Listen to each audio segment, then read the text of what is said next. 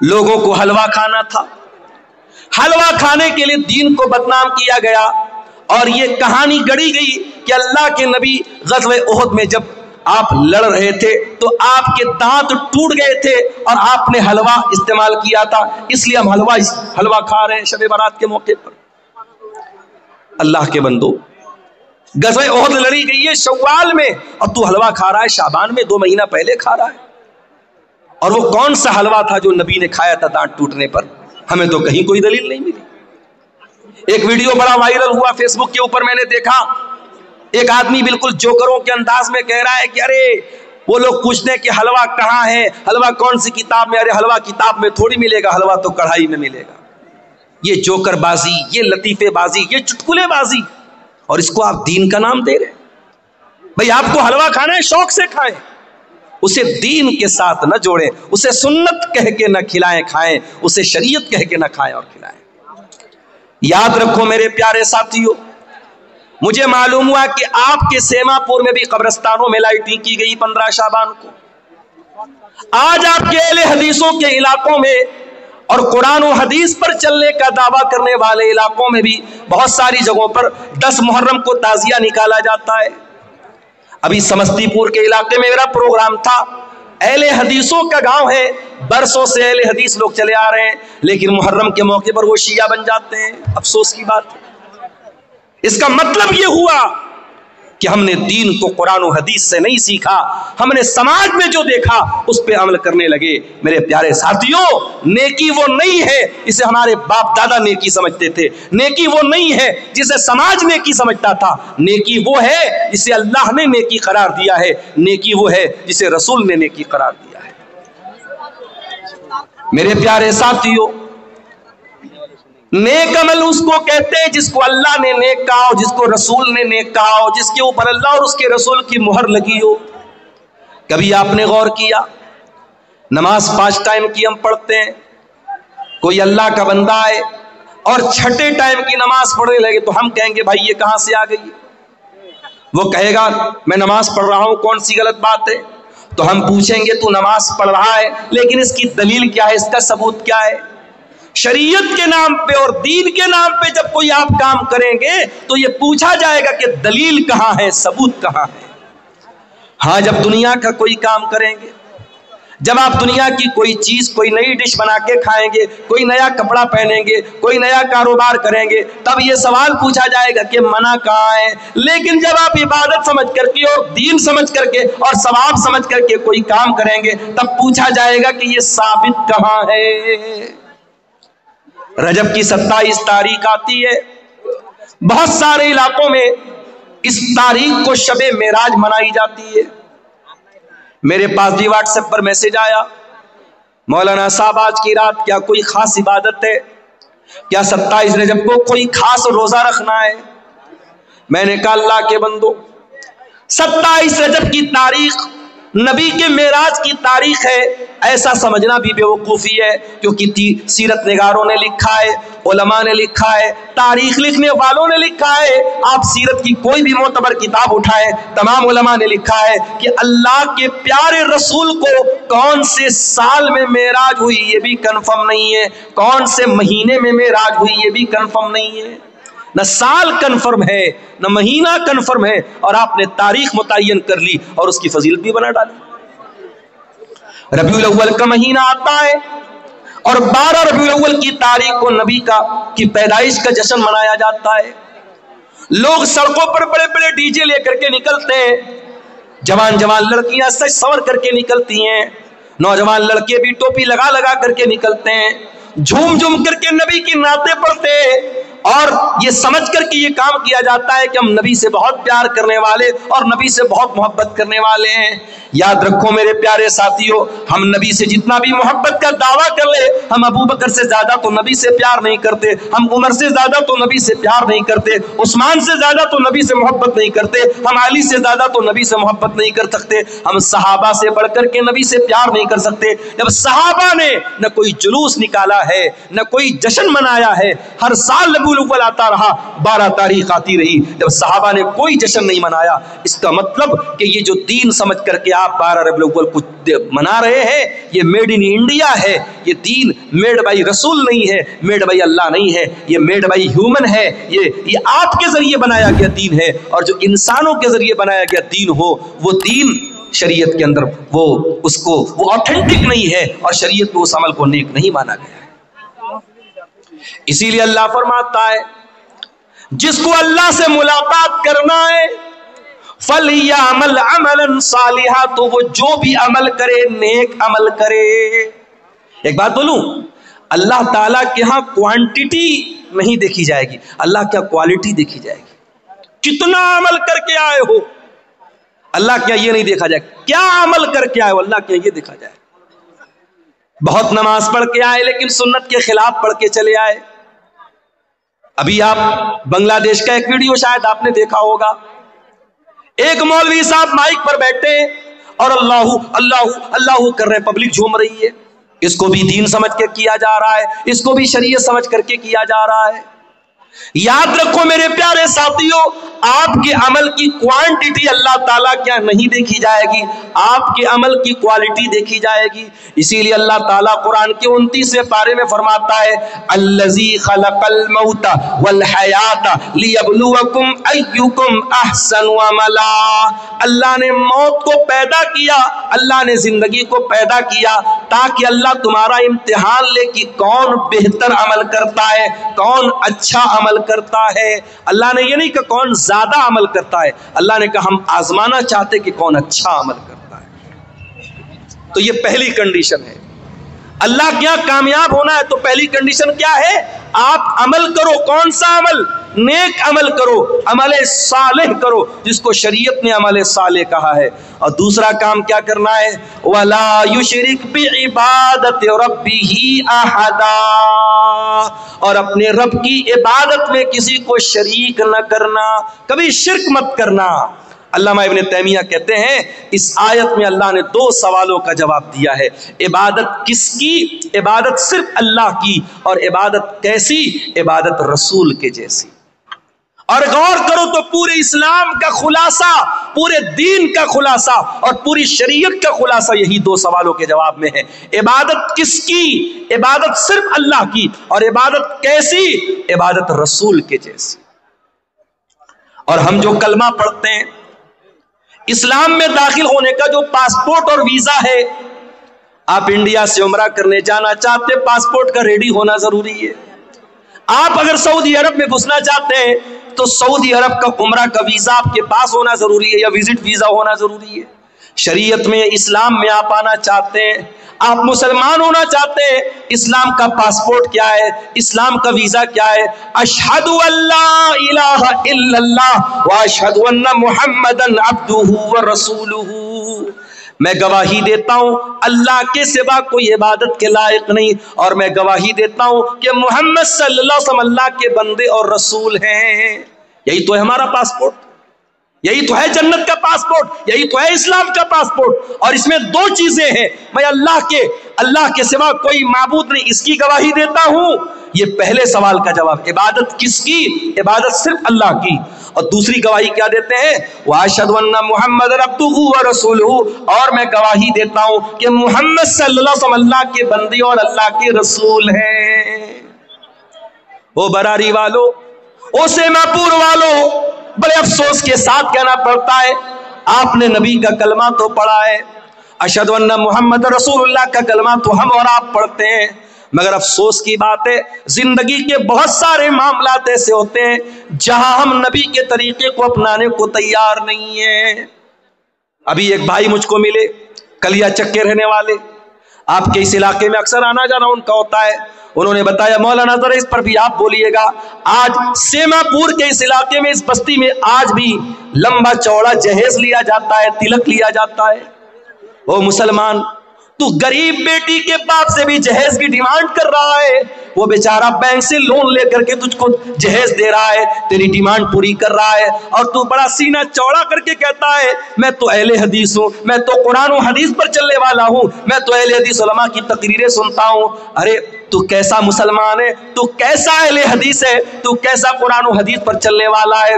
کیا تو نے قرآن کی آیت نہیں پڑھی, لقد کان لکم فی رسول اللہ اسوۃ حسنہ, اے مسلمانوں تمہارے رسول تمہارے لیے نمونہ ہے. اور جب نبی نمونہ ہے تو جس طریقے سے نماز کے لیے نبی نمونہ ہے, روزہ میں نبی نمونہ ہے, حج میں نبی نمونہ ہے, زکوٰۃ میں نبی نمونہ ہے, اسی طریقے سے میرے پیارے بھائیوں شادی بیاہ میں بھی نبی نمونہ ہے. نبی نے تو نو بیویوں کو اکٹھے رکھا نا, نبی نے تو 4 بیٹیوں کی شادی کی نا.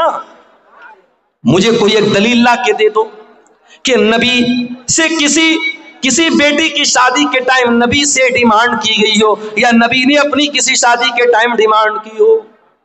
او لوگو, تم نے تو شادی بیاہ کا سارا سسٹم ہی خراب کر ڈالا. تم نے شادی بیاہ کو لڑکیوں کے لیے ایک بہت بڑا ابھیشاپ بنا ڈالا, ایک بہت بڑا کلنک بنا ڈالا. جس کے گھر میں 4 بیٹی ہو جائے وہ بیچارہ تو آدھا تو ایسے ہی بیمار ہو جاتا ہے کہ 4 بیٹیوں کی شادی کرنا ہے. جس گھر میں 4 جوان بیٹیاں ہو اور باپ بیچارہ مزدور ہو تو باپ بیچارہ روزانہ اسی غم میں جیتا ہے کہ 4 جوان بیٹیوں کی شادی کیسے کروں گا. او لوگو, تم نے تو بیٹیوں کی شادی کو اتنا مشکل کام بنا ڈالا کہ آج اس کام کو پورا کرنے کے لیے لوگ اپنی زمین اور مکان تک بیچ ڈالتے ہیں. اور کبھی آپ نے غور کیا کہ آج کے اس دور میں بھی بھارت سرکار کو یہ نعرہ کیوں لگانا پڑتا ہے کہ بیٹی پڑھاؤ بیٹی بچاؤ. بیٹی بچانے کا نعرہ یہ کیوں لگانا پڑتا ہے؟ کیونکہ 2025 کے اس ترقی کے دور میں جب ہمارے بھارت کا جھنڈا چاند کے اوپر بھی لہرا رہا ہے, آج بھی بھارت میں لاکھوں بچیوں کو ماں کے پیٹ میں مار دیا جاتا ہے. الٹرا ساؤنڈ کے ذریعے ان کو جانچ کر کے کہ ماں کے پیٹ میں لڑکی پل رہی ہے, اس کو ماں کے پیٹ میں ہی ختم کر دیا جاتا ہے. اگر آپ اس کے اسباب پر غور کریں, اس کی وجہ پر غور کریں, تو بہت بڑی وجہ لڑکیوں کی شادی میں آنے والی پریشانیاں ہیں. نہیں چاہتے لوگ کہ ہم یہ بوال کیوں پالیں, ہمیں نہیں چاہیے لڑکی, لڑکا ہوگا تو لائے گا اور لڑکی ہوگی تو لے کے جائے گی. یہ سوچ ہے آج سماج کی میرے پیارے ساتھی. او لوگوں, شریعت 2 چیزوں کا نام ہے.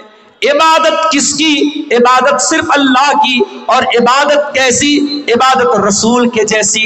اور عبادت رسول کے جیسی جب کرنا ہے تو نکاح اور شادی بیاہ بھی یہ آپ کی زندگی کا ایک بہت اہم حصہ ہے. ہمیں اور آپ کو یہ دیکھنا پڑے گا کہ نبی کے دور میں شادی بیاہ کیسی ہوتی تھی.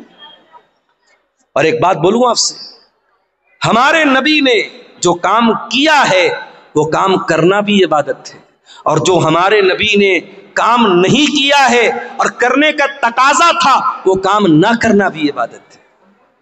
مثال کے طور پہ اللہ کے نبی خانہ کعبہ کا طواف کرتے تھے. خانہ کعبہ کے 4 کونے تھے. ایک کونے کا نام حجر اسود تھا, ایک کونے کا نام رکن یمانی, اور 2 کونے اور تھے جو رکن شامی کہلاتے تھے. اللہ کے پیارے نبی جب خانہ کعبہ کا طواف کرتے تھے تو حجر اسود کا استلام کرتے تھے, اس کو ہاتھ لگاتے تھے, اور اسی طریقے سے رکن یمانی کو ہاتھ لگاتے تھے. 4 کونوں میں سے صرف 2 کونوں کو اللہ کے نبی ہاتھ لگاتے تھے, اور حجر اسود کو اگر موقع ملتا تھا تو چوم لیتے تھے. موقع ملے تو چوم لینا چاہیے. جو لوگ حج کرنے جاتے ہیں, عمرہ کرنے جاتے ہیں, وہ دیکھتے ہوں گے کہ خاص طور سے جو افریقہ والے, سوڈان والے موٹے موٹے ہوتے ہیں نا, یہ کسی اور کو آگے آنے ہی نہیں دیتے. اب انڈیا اور پاکستان کے دبلے پتلے لوگ تو پہلے ان موٹے لوگوں کو دیکھ کے کنارے ہو, بھائی ہٹ جاؤ ہٹ جاؤ. وہ سب تو ایسا دائیں بائیں کیونی لگا کہ آپ کو ایسا ماریں گے کہ آپ بے ہوش ہو جائیں گے. تو وہاں پر بھی دھکی دھکا ہو رہی ہے. یاد رکھو میرے پیارے ساتھیوں, حجر اسود کو چومنا یہ سنت ہے, ضروری نہیں ہے. اگر کوئی حج کر لے, عمرہ کر لے, اگر ایک بار بھی اس کو حجر اسود کو چومنے کے یا چھونے کا موقع نہ ملے, اس کے حج اور عمرہ کے ثواب میں کوئی کمی آنے والی نہیں. ایک صاحب عمرہ کر کے آئے اپنی اہلیہ کے ساتھ, تو کہنے لگے کہ مولانا میری بیوی کو بڑی شکایت ہے. میں نے کہا کیا شکایت ہے؟ بولے وہ کہنے لگی کہ وہ خانہ کعبہ پہ ہم دونوں کا سپنا تھا میاں بیوی کا کہ اپنا ہاتھ رکھ کے ہم سیلفی لیتے. اللہ, اب خانہ کعبہ کے پاس بھی یہ نوٹنکی ہو رہی ہے, وہاں پر بھی میاں بیوی دونوں اپنا ہاتھ رکھ کے فوٹو لے رہے ہیں, اور پھر اس کو ڈی پی بنایا جاتا ہے کہ یہ ہم نے یہ کام بہت بڑا کام کر دیا. اگر یہ بہت بڑا کام تھا, मियाँ बीवी का अपना हाथ खाने काबा के खिलाफ पे रखना बहुत बड़ा काम था। मेरे नबी ने भी तो हज किया था, मेरे नबी ने भी तो उमरा किया था, आपने क्यों नहीं अपनी बीवियों के साथ खाने काबा के खिलाफ पर हाथ रखा? आज अफसोस की बात है कि इस तरीके की नौटंकी के लिए और इस तरीके की चोचलेबाजी के लिए लोग धक्के खाते हैं। औरतों की बेहुरमती होती है, मर्दों से धक्के खा करके औरतें वहां तक जाती हैं। कोई जरूरत नहीं है मेरे प्यारे साथियों। नबी ने जो काम किया है वो करना सुन्नत है, और नबी ने जो काम नहीं किया है वो ना करना सुन्नत है। नबी ने शादी की है, शादी करना भी सुन्नत है। अगर आप शादी करने के काबिल हैं और शादी नहीं कर रहे हैं तो ये भी गलत बात है। होगा किसी और मजहब में ये सिस्टम, शादी मत करो, दुनिया छोड़ दो, जिंदगी भर नंगे रहो। इस्लाम में ऐसा कोई कॉन्सेप्ट नहीं है। अल्लाह के नबी के एक सहाबी थे, उनका नाम था उस्मान बिन मज़ून रज़ी अल्लाह ताला अन्हु। उन्होंने तय कर लिया कि मैं शादी नहीं करूंगा। उन्होंने यहां तक तय कर लिया कि वो अपने आप को शादी के काबिल ही नहीं रखेंगे, वो अपने आप को खस्सी करा लेंगे, अपने खुशियों को निकलवा डालेंगे, अपने आप को शादी के काबिल ही नहीं छोड़ेंगे। उन्होंने ऐसा भी इरादा कर लिया। अल्लाह के प्यारे नबी को पता चला, आपने बुलवाया, आपने फरमाया या उस्मान, ऐ उस्मान, अतबतगी रहबानियतन, क्या तुम रहबानियत इख्तियार करना चाहते हो? क्या तुम वो मजहब इख्तियार करना चाहते हो जो अल्लाह को पसंद नहीं, जो रसूल को पसंद नहीं? ऐ उस्मान, कान खोल करके सुन लो, मैं अल्लाह का रसूल हूं, मैं नमाज भी पढ़ता हूं और मैं रात को आराम भी करता हूं, मैं रोजा भी रखता हूं और मैं कभी कभी गैपिंग भी देता हूं, मैं कंटिन्यू रोजा नहीं रखता हूं, यानी नफिल रोजा, और मैंने निकाह भी किया है, मैंने शादी भी की है, और यही मेरा तरीका है, और जो मेरे तरीके से हट जाए उसका मुझसे कोई ताल्लुक नहीं है। शादी करना ये मेरे नबी की सुन्नत है। बीवी बच्चों को छोड़कर दुनिया घूमना ये मेरे नबी ने नहीं सिखाया है।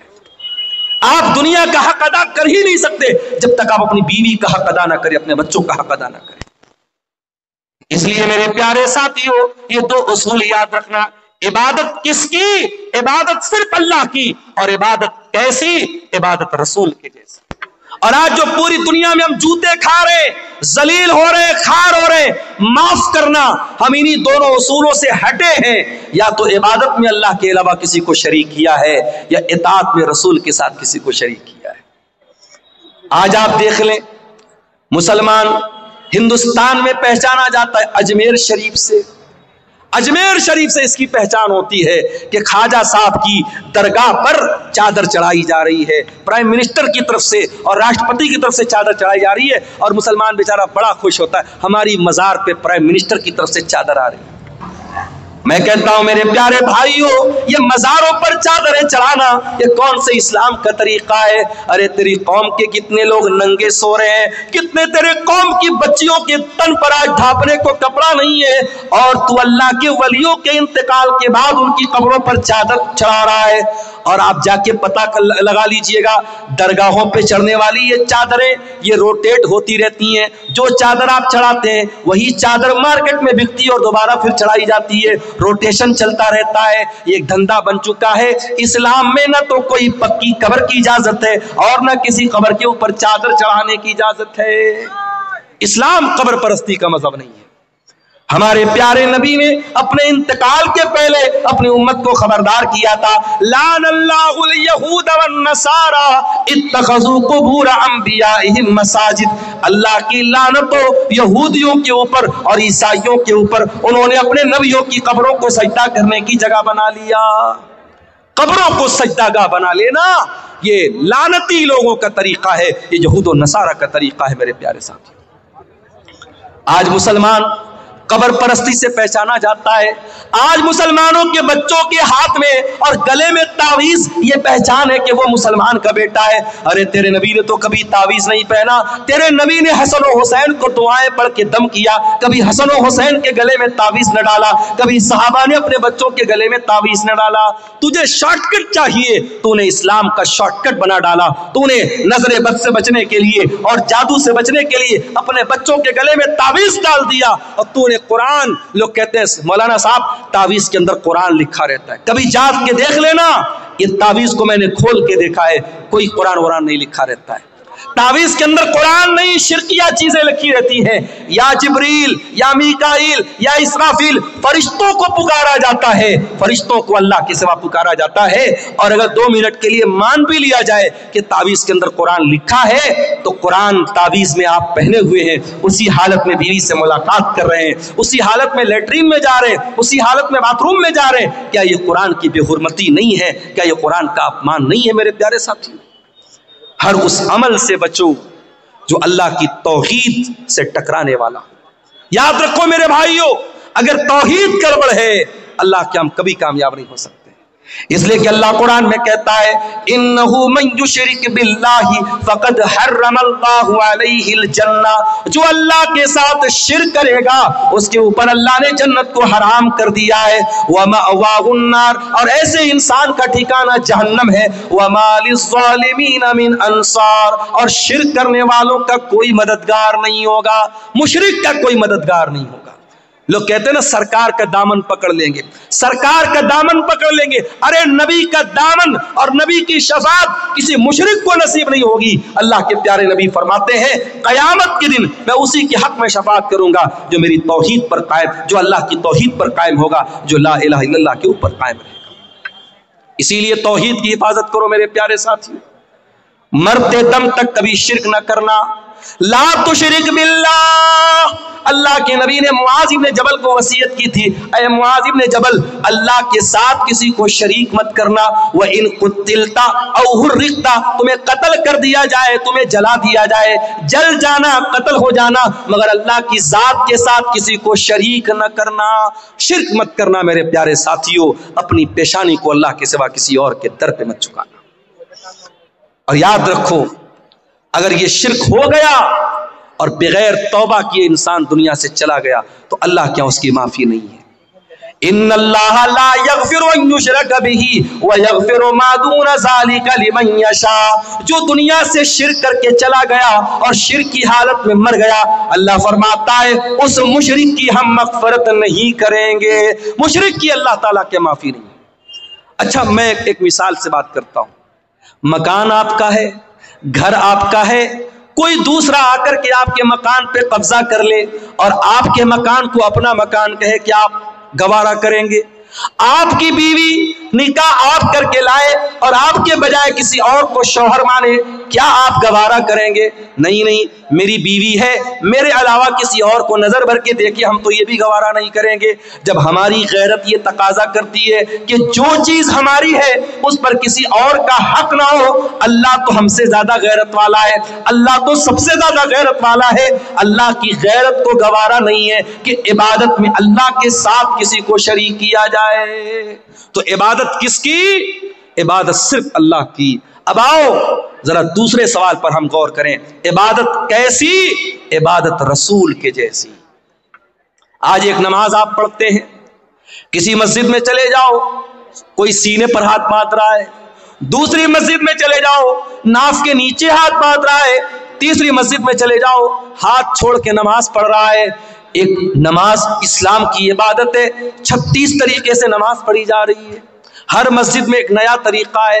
एक मस्जिद में गए, अस्सलामु अलैकुम व रहमतुल्लाह, अस्सलामु अलैकुम व रहमतुल्लाह कहने के बाद इमाम साहब और मुक्तदी लोग जोर से कहते अल्लाहु अकबर, अस्तगफिरुल्लाह अस्तगफिरुल्लाह अस्तगफिरुल्लाह। दूसरी मस्जिद में गए, इमाम ने सलाम फेरा, जल्दी से हाथ उठाया, इमाम दुआ करने लगा, पीछे मुक्तदियों ने भी हाथ उठाया और इमाम की दुआ पर आमीन कहा। नमाज के तरीके में इतना मतभेद क्यों है? नमाज के तरीके में इतना फर्क क्यों है? क्यों अपने अपने मसलक की तरीके की नमाजें बना के आपने रखी हैं? आओ मेरे प्यारे साथियों, आज इस स्टेज से, मदरसा इस्लाहिया के इस स्टेज से आपको इत्तेहाद की दावत देता हूं, आपको एकता की दावत देता हूं। आओ, नमाज का वो तरीका चलेगा जो जनाब मोहम्मद रसूलुल्लाह सल्लल्लाहु अलैहि वसल्लम ने बयान किया। और आपने फरमाया सल्लू कमा रायतुमूनी उसल्ली, ऐ मेरी उम्मत के लोगों, उस तरीके पर नमाज पढ़ते रहो जिस तरीके पर तुमने नमाज मुझको पढ़ते हुए देखा है। और नबी का ये कहना कि मेरे तरीके पर नमाज पढ़ते रहो,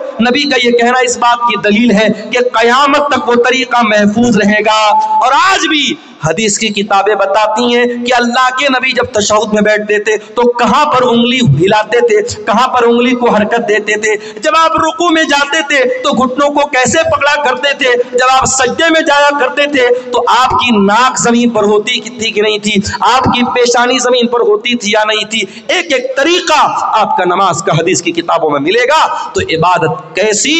عبادت رسول کے جیسی. یہ اتنا نازک معاملہ ہے کہ آپ اس میں کوئی پھیر بدل نہیں کر سکتے. چلیے ایک مثال آپ کو دیتا ہوں, بہت پیاری مثال ہے, اس کو ذرا غور سے سنیے گا.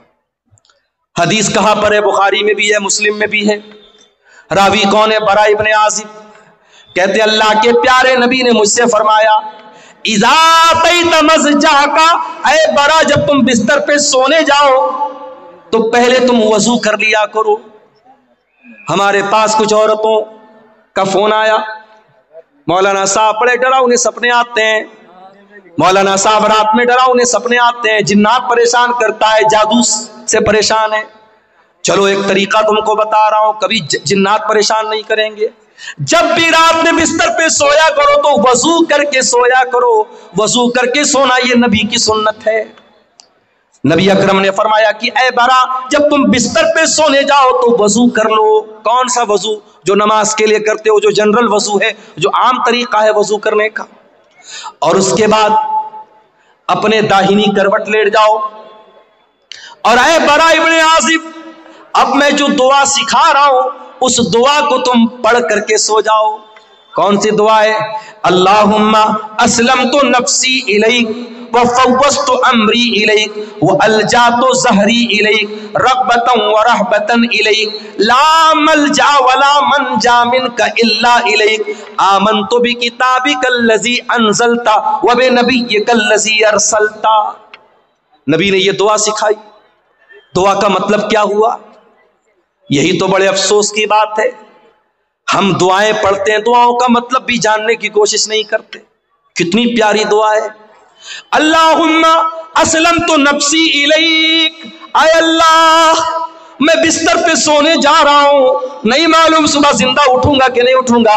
اے اللہ میں اپنے آپ کو تیرے حوالے کر کے جا رہا ہوں. وفوضت امری الیک, اور اے اللہ میری تجوری میں کتنا پیسہ ہے, میرے بچوں کا کیا بنے گا, میری بیوی کا کیا بنے گا, میرے جو بھی معاملات ہیں اے اللہ میں تیرے حوالے کر کے جا رہا ہوں.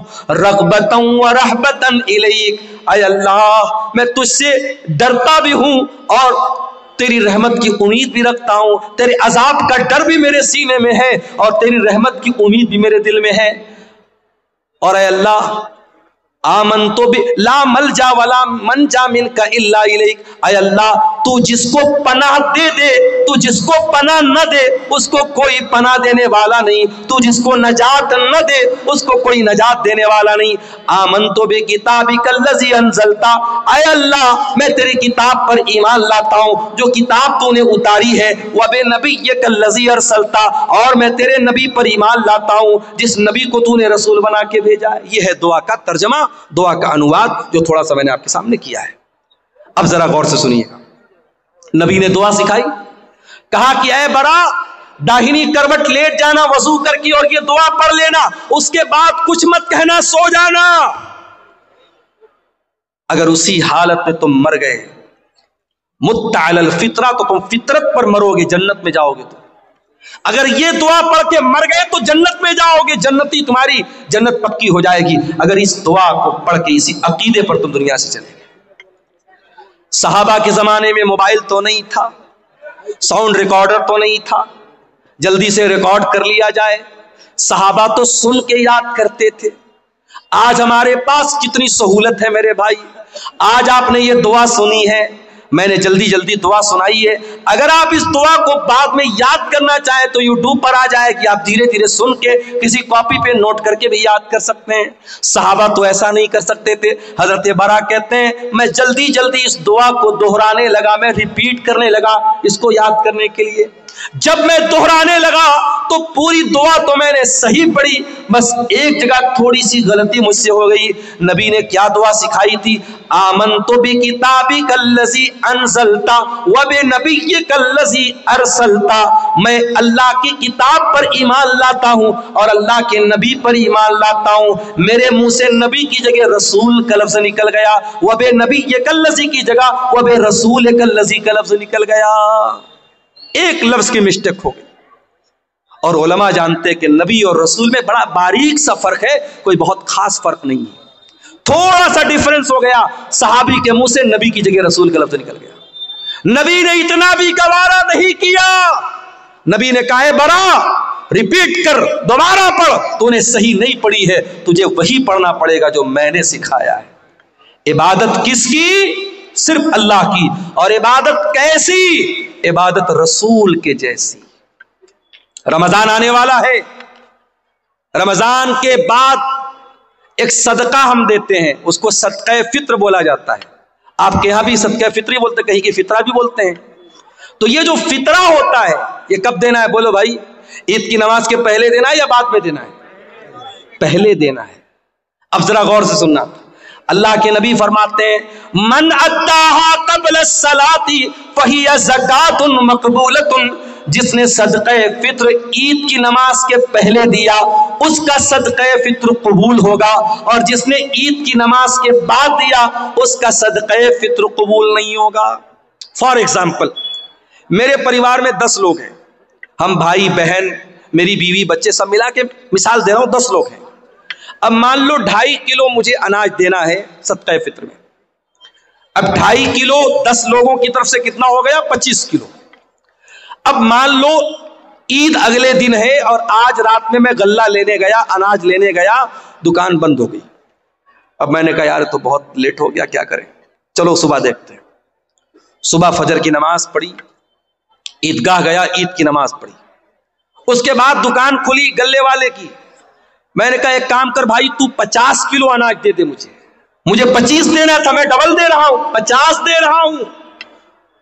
لیکن اللہ کے نبی فرماتے ہیں کہ آپ نے عید کی نماز کے بعد میں دیا تو آپ کو صدقہ فطر کا ثواب نہیں ملے گا۔ کوانٹٹی ڈبل ہو رہی ہے، میں ڈبل ماترا میں دے رہا ہوں، مگر وہ ثواب نہیں ملے گا۔ صرف 15 منٹ کا فرق پڑ گیا، نماز کے پہلے دیتا تو صدقہ فطر قبول ہو جاتا، نماز کے بعد دے رہا ہوں تو قبول نہیں ہوگا۔ یہ ہے شریعت۔ عبادت کیسی؟ عبادت رسول کے جیسی۔ آپ ٹائمنگ بھی ذرا سی چینج کریں گے تو عبادت اللہ کے قبول نہیں ہوگی۔ ایک اور مثال دیتا ہوں، ہمارا دوسرا تہوار کون سا ہے؟ بولو بھائی، عید کے بعد کون سا تہوار ہے دوسرا؟ شب برات کہ محرم؟ عید میلاد النبی ہے، عید الاضحیٰ، بقرعید کا تہوار۔ بقرعید کے تہوار پہ آپ قربانی کب کرتے ہیں؟ عید الاضحیٰ کی نماز کے پہلے کرتے ہیں یا بعد میں کرتے ہیں؟ کوئی پہلے کرتا ہو ذرا ہاتھ اٹھائے، کوئی پہلے تو نہیں کرتا نا۔ اللہ کے نبی نے فرمایا من ذبح قبل الصلاۃ، جس نے قربانی عید کی نماز کے پہلے کی، جس نے بعد میں کی، فقط تم نسکہ، اس کو قربانی کا ثواب ملے گا، اور جس نے عید الاضحیٰ کی نماز کے پہلے قربانی کی اس کو گوشت ملے گا، قربانی کا ثواب نہیں ملے گا۔ آپ ڈبل بکرا لے آئے، ڈبل جانور لے آئے، 2 کرتے تھے 4 لے آئے، لیکن اگر آپ نے عید الاضحیٰ کی نماز کے پہلے قربانی کر دی آپ کی قربانی اللہ کے قبول نہیں ہوگی۔ عبادت کیسی؟ عبادت رسول کے جیسی۔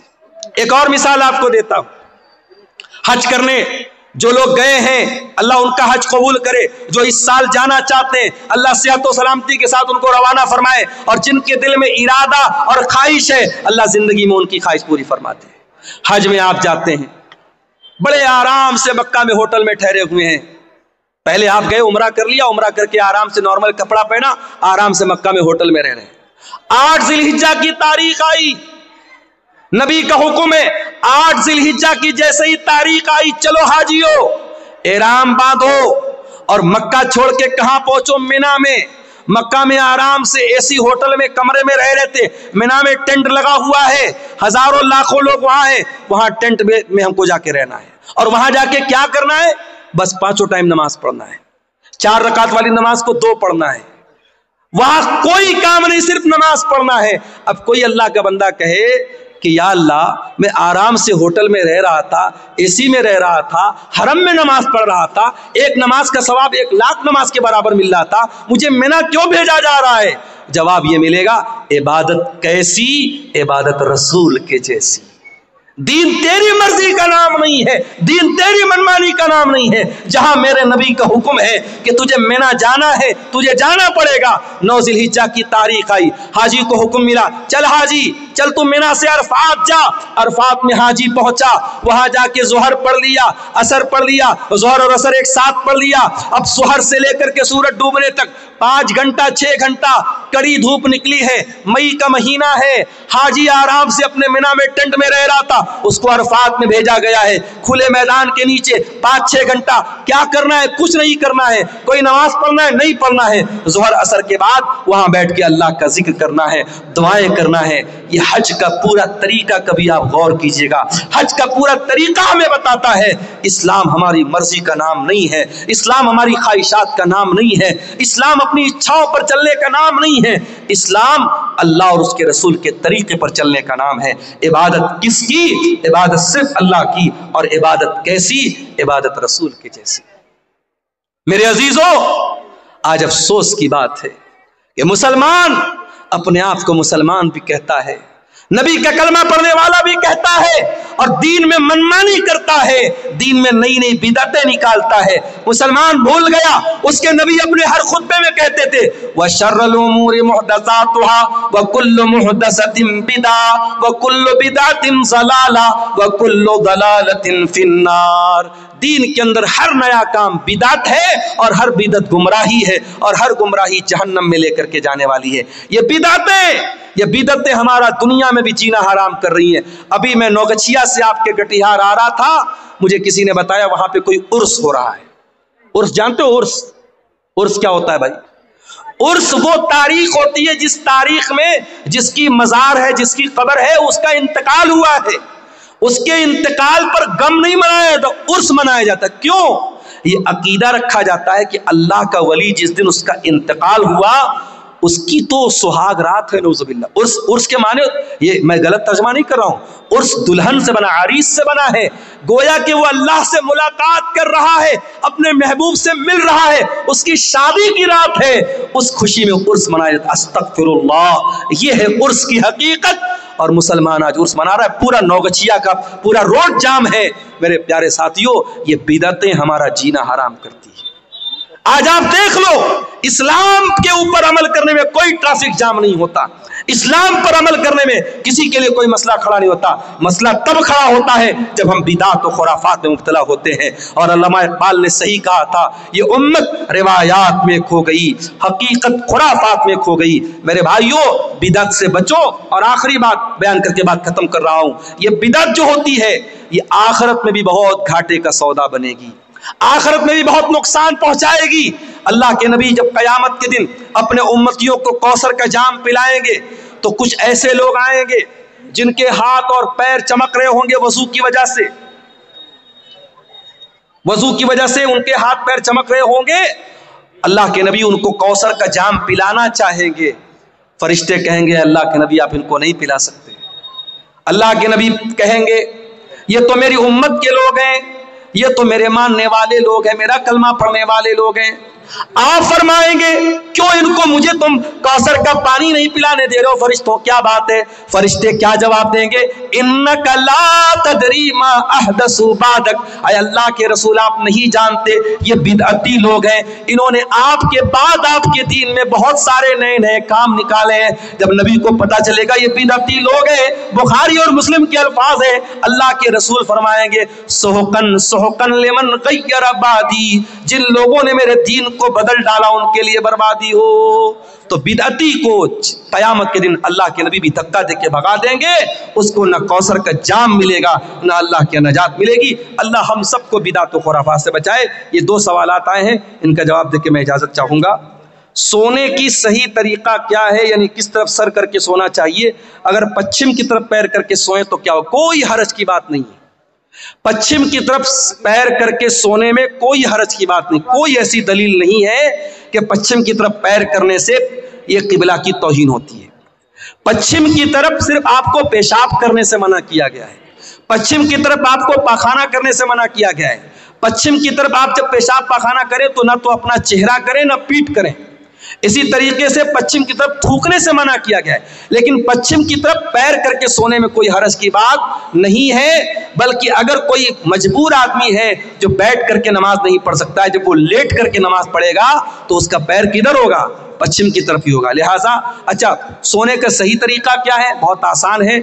आप दाहिनी करवट लेट जाएं और अपने गाल के नीचे अपना हाथ रख लें और जो दुआएं अल्लाह के नबी ने सिखाई है वो दुआएं पढ़ के सोएं, वजू करके सोएं, तो ये ज्यादा बेहतर है। ये तरीका जो सोने का बताया गया है। भागलपुर जिला में एक जगह है जिसका नाम बीपुर है, वहां पे एक पीर के नाम से मशहूर है। वहां पे कटिहार के मुसलमान और भागलपुर के मुसलमान ज्यादातर मन्नत के इरादे से बकरा और मुर्गा चढ़ाने जाते हैं। बिल्कुल गलत है ये। शबे बारात में खूब रोजा रखते हैं। इसी जिम्न में शबे बारात का 14-15 रोजा रखना जरूरी है। देखिए, शबे बारात का रोजा साबित नहीं है, लेकिन हर महीने की चांद की 13, 14, 15 तारीख का अय्याम 20 का रोजा, जो चांदनी रातों का रोजा होता है, वो अल्लाह के नबी रखते थे। तो अगर आप हर महीने रखते तो शाबान में भी रखिए। अगर शाबान में आप रखना चाहते हैं 13, 14, 15 का आप रोजा रख सकते हैं, लेकिन खास 15 शाबान का शबे बारात का रोजा बिल्कुल गलत है, उसका कोई सबूत नहीं है। इसी तरीके से भी ये जो भाई ने बताया बीरपुर में जाके मुर्गा और बकरा चढ़ा रहे, बिल्कुल गलत है, हराम है। वमा उहिल्ल बिही लिगैरिल्लाह, अल्लाह के सिवा किसी और के नाम से अगर जानवर ज़बह हो रहा है, शिर्क है। ना तो उस जानवर का गोश्त खाना जायज़ है, और ऐसा करना अल्लाह के साथ शिर्क करना है। जिस तरीके से नमाज इबादत है, रोज़ा इबादत है, उसी तरीके से जानवर ज़बह करना भी इबादत है। जानवर आप सिर्फ अल्लाह के नाम से ही ज़बह कर सकते हैं। इसीलिए जो मैकडॉनल्ड में जाके चिकन खाते हो, पता लगा लो कि वो ज़बह वाला जानवर है कि नहीं है। अगर मैकडॉनल्ड में झटका वाला है या मशीन के जरिए काटा गया जानवर है, अल्लाह का नाम नहीं लिया गया है, तो वो चिकन और मटन आपके लिए खाना जायज़ नहीं। जहां भी होटल में खाना खाओ, तहकीक कर लो। अगर इत्मीनान नहीं है तो वेज खा लो, नॉन वेज मत खाओ। कोई ऐसा गोश्त मत खाओ जिसके बारे में डाउट है कि उस पर अल्लाह का नाम लिया गया है या नहीं लिया गया है। यही बातें हैं जिन पर मैं आपसे इजाज़त चाहता हूँ। अल्लाह से दुआ है रब्बुल आलमीन हम सबको कहने सुनने से ज़्यादा अमल की तौफीक अता फरमाए। आमीन व आखिर दावाना अल्हम्दुलिल्लाहि रब्बिल आलमीन वस्सलामु अलैकुम व रहमतुल्लाह। कबीराज की इलाज कराना कैसा है? हमारी बिरादरी की औरतों का बहुत ज्यादा भरोसा रहता है। कौन है कबीराज? देखिए अगर कोई हकीम है, कोई वैद है जो दवाओं से इलाज कर रहा है, तो उससे तो आप इलाज करा सकते हैं, चाहे वो मुसलमान हो या गैर मुस्लिम हो। लेकिन ये कबीराज कोई साहब है, अब अगर वो टुटके से इलाज कर रहे हैं, कुछ मंत्र वंत्र पढ़ रहे हैं, तो ऐसे इंसान के पास जो मंत्र वगैरह के जरिए, या ये कह लीजिए जादू के जरिए, या ये कह लीजिए अपनी रूहानी ताकत के जरिए इलाज कर रहा है, उसके पास जाके इलाज कराना हराम है। ऐसे बहुत सारे ओझा और बाबा होते हैं, वो मरीज को ऐसे हाथ लगा देते हैं, मरीज ठीक हो जाता है। ये सब शैतानी ताकतें हैं, कभी खबरदार इनके पास नहीं जाना है। आप तकलीफ बर्दाश्त कर लो, लेकिन शिर्क के अड्डों पर मत जाओ मेरे प्यारे साथी, बिल्कुल ये गलत है। और मुसलमान औरतें अगर वहां जा रही हैं, गलत कर रही हैं, उनके घर के गार्जियन को चाहिए कि अपने घर की औरतों को ऐसा ना करने दें। ठीक है सर, जज़ाकल्लाह खैर।